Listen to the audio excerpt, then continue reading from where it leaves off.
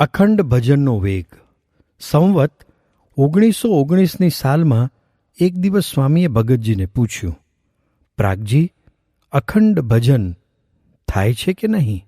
ત્યારે ભગતજીએ હાથ જોડીને કહ્યું, સ્વામી, આપની કૃપાથી જાગ્રતમાં તો સહેજે જ થાય છે, પણ સ્વપ્નમાં અને સુષુપ્તિમાં સહેજે થતું નથી અને વૃત્તિને ખેંચવી પડે છે.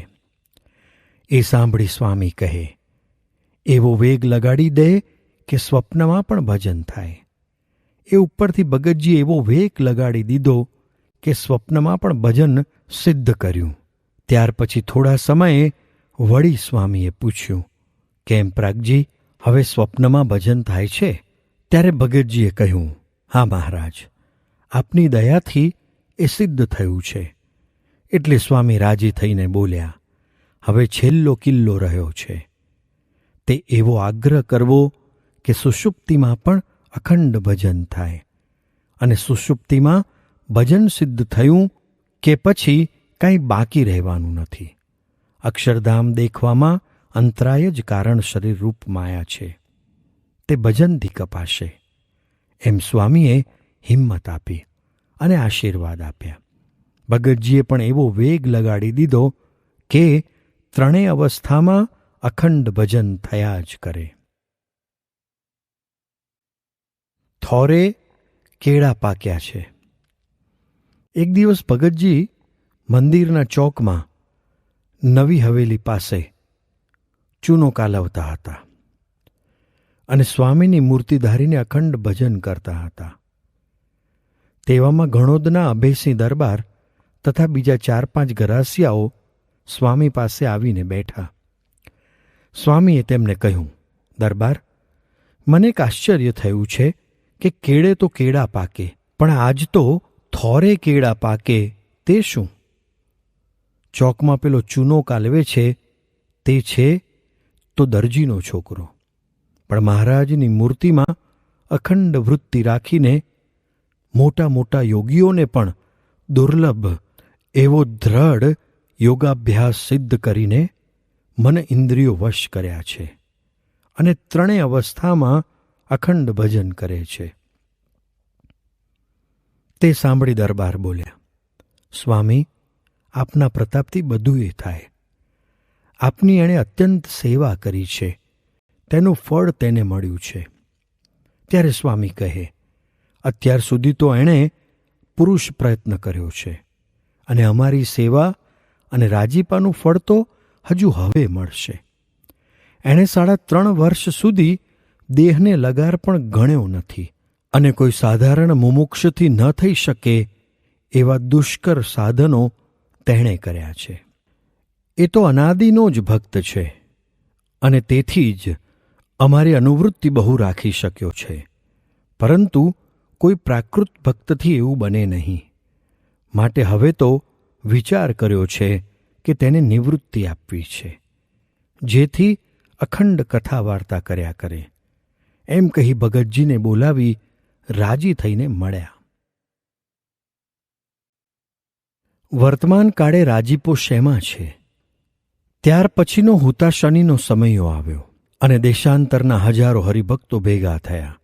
વરતાલથી સાધુ વિષ્ણુ પ્રસાદ દાસજી તથા હરિસ્વરૂપ દાસજી, હરિપ્રસાદ દાસજી વગેરે આવ્યા હતા. સ્વામીએ આ સમયમાં બહુ જ અલૌકિક વાતો કરી હતી અને વર્તમાન કાળે મહારાજનો શો અભિપ્રાય છે અને સિદ્ધાંત છે તે સમજાવતા કહ્યું.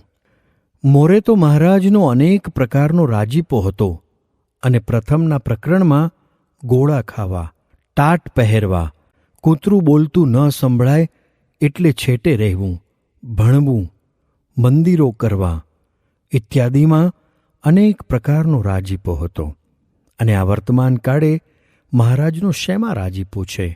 તો નટની માયાના વચનામૃતમાં ભગવાનનું સ્વરૂપ નિર્દોષ કહ્યું છે, તેવી રીતે મહારાજનું સ્વરૂપ સમજવું ને તેવી રીતે જ આ સંતનું સ્વરૂપ પણ સમજવું ને ભગવાનની આજ્ઞા પાળવી ને રૂડા સાધુનો સંગ રાખવો, તો તેની ઉપર મહારાજ રાજી રાજી ને રાજી જ છે.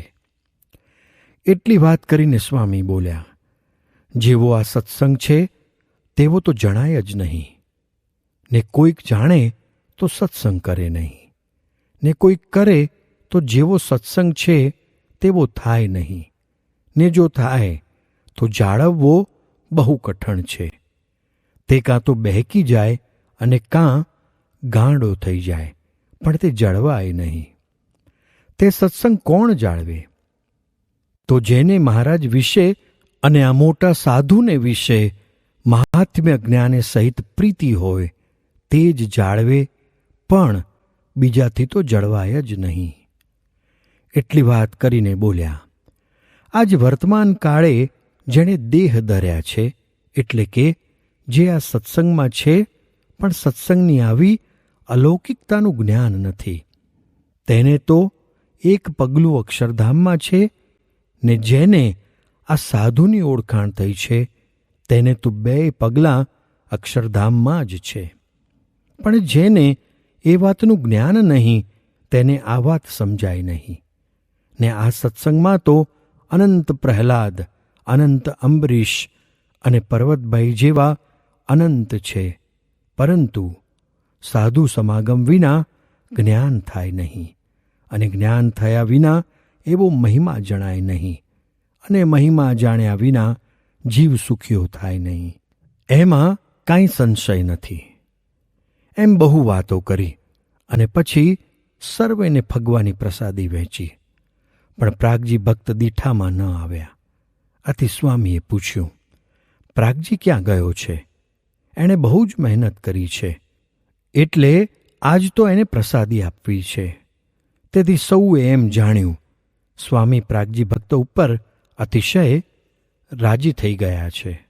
તે કાં તો મહારાજના ચરણારવિંદ આપશે કે નખ કેશ આપશે, એમ ધારી એક હરિભક્ત તેમને બોલાવી લાવ્યા. ભગતજી સ્વામી પાસે આવીને પગે લાગ્યા. સ્વામીએ તેમને ધાણીના વધેલા ગોંગડા આપ્યા. તે લઈને પોતાને બોલાવીને અતિ રાજીપાની પ્રસાદી આપી. તેથી આનંદમાં મલકાતા મલકાતા પાછા વળ્યા. તેથી મંજી ઠક્કરે કહ્યું, ભૂતનું મન બાકડે. મુઠ્ઠી ગોંગડા આપ્યા તે રાજી થઈ ગયો, પણ એમ નહીં કે સ્વામી જેવા પુરુષ રાજી થયા છે તે ચરણારવિંદ અથવા બીજી પ્રસાદીની વસ્તુ માંગીએ. ત્યારે ભગતજીએ જાણ્યું કે આમને સ્વામીની અતિ રાજીપાની પ્રસાદીનો મહિમા નથી.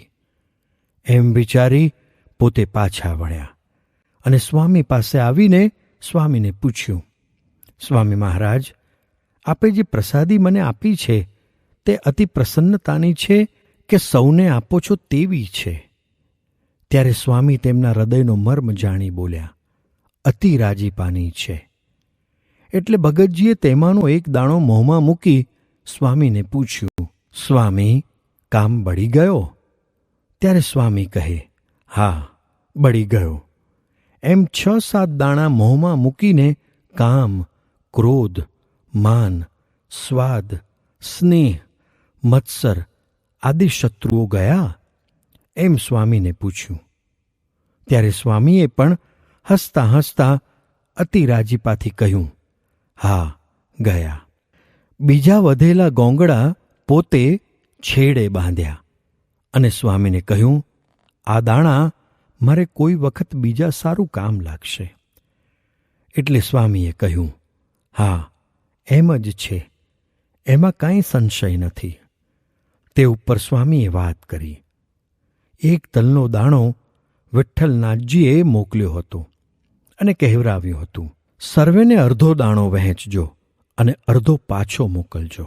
એટલે અડધો દાણો પાણીમાં પલાળીને તેમાંથી આચમની પાણી 84 વૈષ્ણવને આપ્યું. તે 84 સિદ્ધ થયા. ત્યારે આ તો અનંત વિઠ્ઠલનાથજીના પણ સ્વામી એવા અક્ષરમૂર્તિ સાધુ છે. તેની પ્રસાદીનો મહિમા કેટલો હોય! પ્રાગજીને તો કામાદિક દોષો નિવૃત્ત થઈ ગયા છે, પણ મોટા સાધુની પ્રસાદીનો મહિમા સમજાવવા જ તેમણે પૂછ્યું હતું. મોટા સાધુનો જેમ જેમ મહિમા સમજાય તેમ તેમ મુક્તની સ્થિતિ થતી જાય છે, અને એવી સ્થિતિ થતાં સુધીમાં રાજીપાની પ્રસાદી જેમ કે વચન ઝીલે ત્યાં નિર્ગુણ ભાવને પામી જાય. પરંતુ તે સિવાય તો નખ, કેશ રાખે કે ચરણારવિંદની જોડ રાખે અને બીજી એવી અનેક પ્રસાદીની ચીજો રાખે, તેથી સ્મૃતિ થાય, પણ નિર્ગુણ ભાવને તો નહીં જ પમાય. આ પ્રાગજીને મોટા સાધુની પ્રસાદી તો શું, પણ સંબંધમાં આવેલી રજે રજનો અતિ અપાર મહિમા છે અને અલૌકિક દિવ્ય ભાવ છે. એમ નિર્ગુણ ભાવને પામવાની અને ભગતજીના મહિમાની અપાર રાજીપાથી સ્વામીએ વાત કરી. ત્યારે સૌ કહે, સ્વામી બરોબર છે. ધણીનો કોઈ ધણી છે? સંવત 1920 ચૈત્રી પૂનમનો સમયો સ્વામીએ વરતાલ કર્યો. પાછા વળતાં સ્વામી ગઢડા આવ્યા. મંદિરમાં આવી ઠાકોરજીના દર્શન કરી સભામાં આવ્યા. સાંજે સ્વામીએ સૌને ચાલવાનું કહ્યું. ત્યાં બાવો ખાચર આવ્યા અને તેમણે સ્વામીને વિનંતી કરી, સ્વામી, કાલે મારે રસોઈ આપવી છે અને આપને જમાડવા છે, તો આપ કાલે જાઓ તો સારું. સ્વામી કંઈ બોલ્યા નહીં, પણ કોઠારી ભક્તિવલ્લભદાસજીએ સ્વામીને કહ્યું, બાવા ખાચરને લીધે અમરો ખોજો મરાયો છે, માટે તેની રસોઈ લેવી નથી. ત્યારે સ્વામીએ કહ્યું, હું તો જઈશ, પણ તમે રસોઈ લીધા વિના નહીં રહો. એમ કહી સ્વામી તો તૈયાર થઈ ખડીમાં આવીને બેઠા. બાવા ખાચરને ખબર પડી કે સ્વામી તો આ ટાણે ચાલે છે, એટલે મોતૈયા, ગાંઠિયા વગેરે લઈ આવ્યા અને બીજા હરિભક્તો પણ તે પ્રમાણે પ્રસાદ લઈ સ્વામી પાસે આવ્યા. આમ મોતૈયા, ગાંઠિયાનો 2-3 મણનો ઢગલો થઈ ગયો. તેમાંથી કેટલુંક ત્યાં મંદિરમાં આપ્યું અને બીજું સાથે લીધું. પછી સ્વામી ઠાકોરજીના ઉત્થાપનના દર્શન કરી ચાલ્યા અને ખોપાળે આવ્યા. ત્યાં ઘેલામાં સ્નાન કર્યું અને સાંજ પૂરી થઈ એટલે સ્વામી કહે, હવે નૃસિંહ ચતુર્દશી પૂરી થઈ. એમ કહી તમામ સંત હરિભક્તોને મોતૈયા, ગાંઠિયા આપી જમાડ્યા. અહીંથી નીકળી સ્વામી અમરેલી પધાર્યા. અહીં મંદિરની ધર્મશાળાનું કામ સ્વામીએ શરૂ કરાવ્યું. થોડા દિવસ અહીં રોકાઈને સ્વામી કૂકાવાવ થઈ તોરી પધાર્યા.